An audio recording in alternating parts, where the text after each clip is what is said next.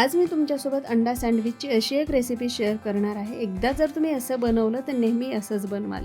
त्यासाठी आपल्याला अंडे उकडून घ्यावे लागतील आणि त्यासाठी इथे मी वापरते अगारोचं एक बॉयलर। यामध्ये तुम्ही अंडे सॉफ्ट, मीडियम, हार्ड तुम्हाला जसं हवं तसे उकडून घेऊ शकता। यामध्ये एक बॉइलिंग ट्रे, पोचिंग ट्रे आणि ट्रान्सपरंट लीड येतं आणि एक मेजरिंग कपसुद्धा येतो।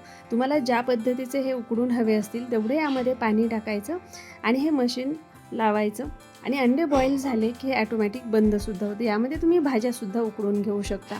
बघू शकता अंडे अगदी व्यवस्थित बॉईल झालेले आहेत। आता सँडविच बनवण्यासाठी हे उकडलेले अंडे आपल्याला किसून घ्यायचे। त्यामध्ये मीठ, बारीक चिरलेला कांदा, हिरवी मिरची, कोथिंबीर घालायचे। यासोबतच यामध्ये मेयोनीज घालायचं, काळी मिरी पूड घालून मिक्स करून घ्यायचे। जर तुम्हाला हे प्रॉडक्ट हवं असेल तर कमेंटमध्ये लिंक टाईप करा। आता टोस्ट करून घेतलेल्या ब्रेडवरती हे मिश्रण असं पसरवून घ्यायचं। तर खायला अतिशय टेस्टी लागणारं असं हे अंडा सँडविच तयार आहे।